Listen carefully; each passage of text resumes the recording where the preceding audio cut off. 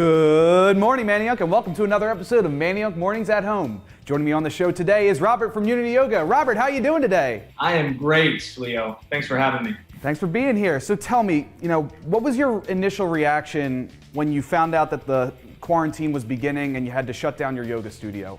Yeah, it's a mix of emotions as a small business owner and a new dad and the family person is what would all of this mean? The public health impacts, the business impacts. So after we got through the family and personal stuff and making sure our trips back home to see extended family were canceled, we started making choices, right? Of the first thing that entered our mind is how do we protect our community? How do we make sure that we're keeping students safe and anybody that was coming into the space? And that meant shutting down and going fully digital, which we got to transition really quick.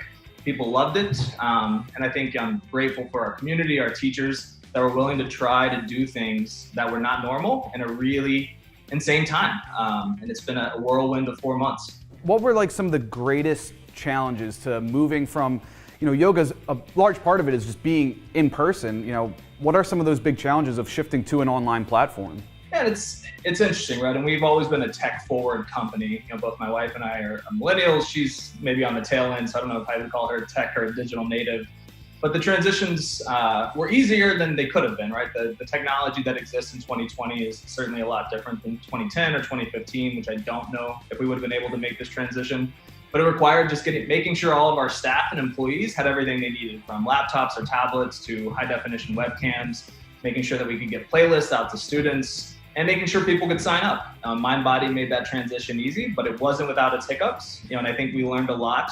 For the first month, we did nothing but free classes using organic social media and live streams. And then we moved to a payment and a virtual studio model, which continues to today. But our focus was always, it wasn't just how do we transition. I think that was the bigger question for us, is how do we stay true to our mission to giving back to the community? And that's why we did so many free classes, because everybody was dealing with so much stuff. Their mental health was suffering, not knowing what to do.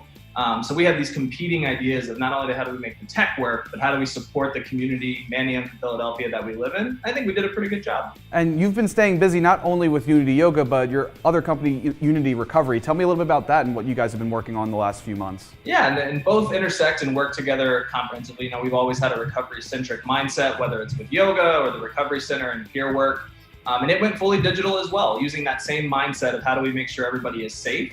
And it's had tremendous success. The adoption to a digital platform to host mutual aid recovery meetings, family meetings, grief support meetings, working one-on-one, and peer coaching with individuals dealing with mental health and substance use. We've served over 170,000 people in the last 4 months from 28 countries through those services. So even though we're not face-to-face anymore, our tagline is physically distanced but socially connected. And it's worked out tremendously well, and really, I can't take that credit. I don't even think my wife can. It's all of our staff. Their willingness to be flexible and give and live their passion every day has made this a great experience. And it's that silver lining in the midst of a pandemic that we have to consistently remind ourselves of as we're doing this work.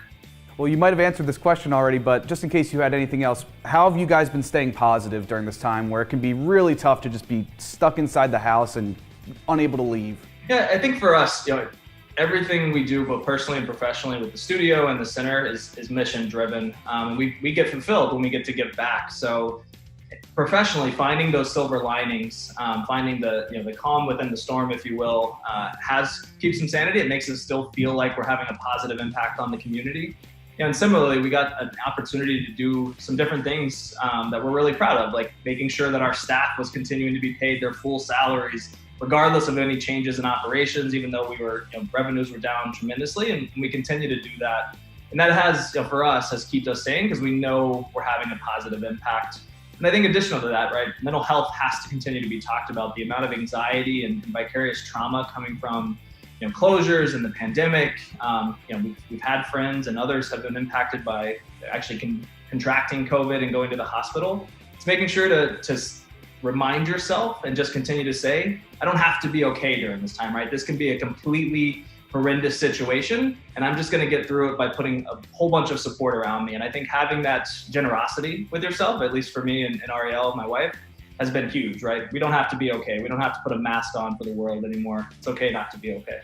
So unfortunately, you know, the fitness studios and gyms in the city of Philadelphia are still closed. We're hoping for August 1st. You know, what are you guys working on now to slowly get back into the swing of things? You know, I know you're moving from some things online. You're going to start doing some outdoor classes, right? Yeah, that's right. And thanks to the MDC, you know, we've got really two unique opportunities, which actually started this week. Some is holding tri-weekly classes out at Canal View Park, which, you know, our great teachers are doing phenomenally well. It's physically distanced. We can have about 8 people wearing masks and still getting into the breath work and having some positive exercise. We'll also be starting classes on Grape Street now that it's closed, with several of the other amazing fitness studios in Manayunk, which we're super excited about. And as we look forward to August 1st, whether that happens or not, we're in full support of delaying however much we need to for the public health of our community. That's our number one priority, and staff and everybody else that lives in the area, whether they come to Unity or not. So we'll roll with those punches. But you know, beyond in fall of 2020 and 2021, we're doing teacher trainings. We're expanding our digital operations, both for the Recovery Center and more virtual classes for the studio. And we're also working on a new second chance employment taqueria that'll be in the area, hopefully coming in fall of 2020, early spring 21. That's going to just extend our mission to giving back to the world. So we're staying plenty busy. That's awesome. Any specialty items that we can look forward to on the menu? You know, I love all of the taco shops and taquerias in the area. You know, I continue to eat there. Tacos are probably my favorite thing, second to pizza. But I'm from Texas, and my wife is from San Diego originally. So we are much more into street tacos and Tex-Mex food. So what you can look at is, you know, for our vegan friends, since we are a yoga studio, we'll have vegan carnitas. We'll have regular carnitas, but the most important thing, and probably the best thing that's going to blow everybody's mind away, is the queso that we're going to have. Queso is not super popular in the Northeast, but being from Texas, we have an amazing house recipe that everybody's going to keep coming back for, and we can't wait to share it. So tell me, you know, as you start transitioning back into the studio, what are some of the changes that you guys are making? Any precautions that you guys are taking? Yeah, and we have a full reopening guidelines. It's on our website, both for the Recovery Center as well as the yoga studio. And we're going to follow every single guideline from the CDC, from the PA Department of Health, from the City Department of Health here in Philadelphia, to maintain safety, even if it might not feel great, right? And our goal is to keep everyone safe, whether they're staff or students. So what that's going to look like, as opposed to before, is everything's pre-registration. You know, you've got to use technology. You've got to pre-sign up for classes. You've got to show up. You have to wear a mask when you're coming in, as long as that regulation is there. We'll be making classes easier so that the cardiovascular impact and any potential harms will be minimized. We'll have all the windows open. We'll make sure that we have so much hand sanitizer and hospital-grade disinfectant. And I've got a new electrostatic sprayer, which I'm just super excited about because I love power tools. And we've got new cleaning protocols, you know, minimal staff, limited schedule. Again, all of it in service can be checked out on the website, but to keep y'all safe, but still being able to find ways to impact your physical fitness and mental health. What did you guys miss the most, you know, being closed for 4 months now? And there's a lot of things we miss, right? But if we had to highlight, you know, I think the one thing that consistently impacts us every time, it's the people, right? I don't care if you do yoga, if you do spin, if you sell food at your restaurant, or you sell ice cream, or you do retail, like the people that we impact and meet and get to talk with every day, especially on Main Street, like you can't replace that. And while Zoom meetings and phone calls and social media have been great to stay connected, what we miss the most is being able to be involved in the lives of our community. It's the most important thing to us.